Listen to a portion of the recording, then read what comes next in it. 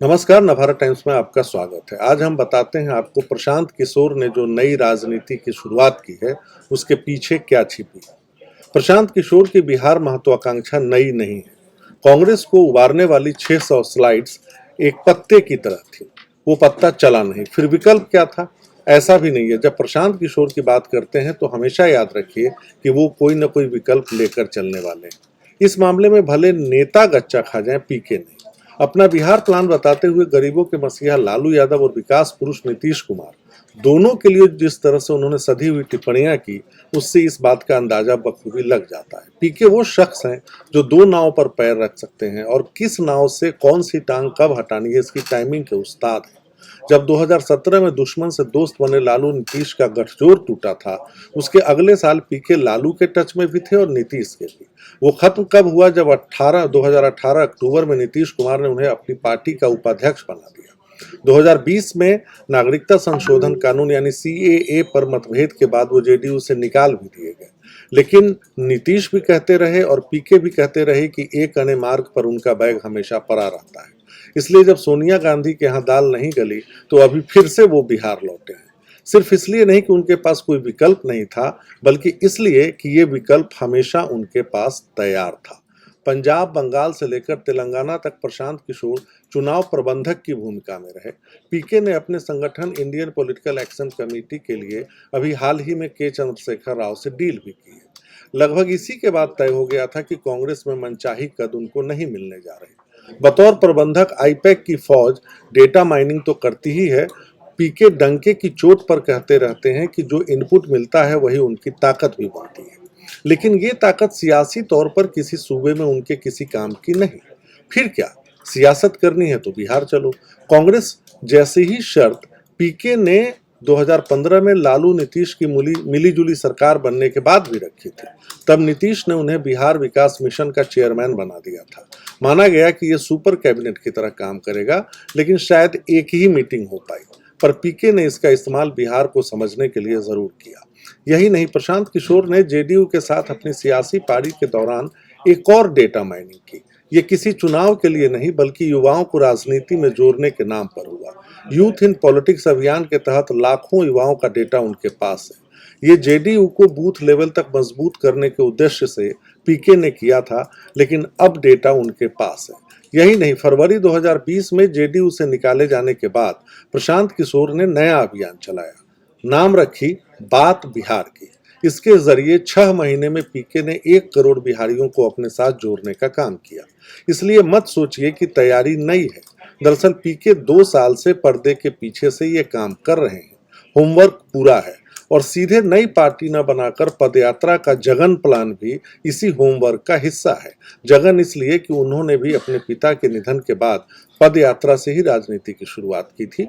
इससे किसी भी वक्त प्रशांत किशोर अपना विकल्प भी खुला रख सकते हैं, क्योंकि उनके पास अभी काफी टाइम है। 5 मई को पटना में पीके ने प्रेस कॉन्फ्रेंस कर जिस बिहार प्लान को सामने रखा, उससे पहले वो पूर्व सांसद उदय सिंह के शेखपुरा हाउस में जबरदस्त तैयारी कर चुके थे। अब पूछेंगे उदय सिंह कौन है, तो ये एनके सिंह के भाई हैं। और एनके सिंह और नीतीश कुमार का रिश्ता सबको पता है। यहाँ सभी 38 जिलों से चुनिंदा लोगों को बुलाया गया था, उनसे संवाद का दौर चला। मुजफ्फरपुर जिले से भी कई टोली पहुंची, अलग अलग ब्लॉक से। एक टोली थी पूर्व आईपीएस अधिकारी नागेंद्र चौधरी की। इन्होंने राजनीति में राह तलाशने के लिए बिहार विधानसभा चुनाव से पहले वीआरएस तो ले लिया, लेकिन उनको टिकट नहीं मिला। इनके साथ कई और लोग भी पीके के साथ संवाद के लिए पहुंचे थे।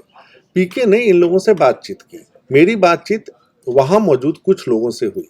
तो जब किसी ने वहां पूछा पीके से कि क्या आप पार्टी बना रहे हैं, तो पीके ने जवाब दिया, अभी नहीं, 2-3 साल पहले काम करेंगे, ईमानदार लोगों को साथ लेंगे। इसके लिए गली गली जाना पड़े तो वहां भी जाएंगे। जब लगेगा कि इतने लोग अपने साथ हैं कि कुछ किया जा सकता है, तब हम कुछ करेंगे। जब एक ने पूछा कि बिहार में 30 साल में क्या हुआ, तो पीके ने माना कि सिर्फ सरकार बदली, व्यवस्था नहीं बदली। भ्रष्टाचार चरम पर है, जनता परेशान है। ये बात और है कि अगले ही दिन प्रेस कॉन्फ्रेंस में उन्होंने नीतीश कुमार की खुलकर आलोचना नहीं की। जब फीडबैक सेशन में मुरौल ब्लॉक के एक युवक ने पूछा कि आप देश के लेवल पर लोकसभा चुनाव में कुछ नहीं करेंगे, तो पीके ने कहा कि देश को छोड़िए, पहले बिहार की चिंता करनी है। यानी जो शख्स अभी हाल तक कांग्रेस को 2024 में बीजेपी के तुलना में मजबूत बनाने की प्लानिंग कर रहा था, उनको अब बिहार की चिंता ज्यादा सता रही है। लेकिन इसके लिए पीके क्या करेंगे ये कहना मुश्किल है। बिहार की चिंता तो वो कर रहे हैं। हाल ही में उन्होंने एक इंटरव्यू में कहा था कि उन्हें कुर्ता पैजामा पहनने की सलाह नीतीश कुमार ने ही दी थी और एक दो सेट तो सिलवाकर भी दिया था। अब भाजपा के दबाव में असहज नीतीश बतौर सीएम अपने आखिरी कार्यकाल में खुद का और अपने पार्टी का राजनीतिक भविष्य तलाश रहे हैं। ऐसे में शुभचिंतकों की जिम्मेदारी बढ़ जाती है। आप मेरा इशारा समझ रहे होंगे। तो प्रशांत किशोर का गांव में बताता चलूं रोहतास के कुनार में है और उनके पिता श्रीकांत पांडे बक्सर में बस गए थे, जहां से पीके ने भी अपनी स्कूली शिक्षा पूरी की।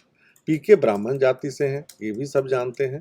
इसको लेकर जेडीयू के भीतर खलबली भी मची थी जब उन्हें नीतीश का उत्तराधिकारी बताया जाने लगा था। दरअसल लालू नीतीश पासवान सामाजिक न्याय वाली धारा से उभरे हुए नेता हैं। इस उभार ने बिहार की शीर्ष सत्ता से सवर्णों को दूर कर दिया। सवर्ण भाजपा के खेमे में चले गए। अब हालांकि भाजपा स्टेट यूनिट में तवज्जो न मिलने से हाल ही में एक चर्निंग देखने को मिली बिहार में, जब बोचहा उपचुनाव में भाजपा की बुरी तरह हार हो गई।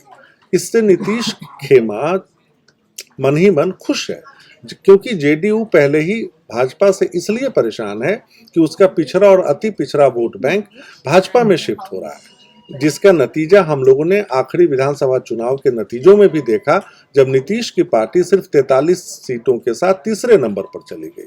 अब इस ताजा माहौल में क्या आपको नहीं लगता कि प्रशांत किशोर नीतीश कुमार के गेम प्लान में बिल्कुल फिट बैठते हैं? कैसे, ये समझना मुश्किल नहीं है, क्योंकि आप समझदार हैं। नमस्कार, हम इसी तरह आप तक खबरों के पीछे की खबर और खबरों के आगे की खबर पहुंचाते रहेंगे। तब तक अगले एपिसोड तक के लिए नमस्ते।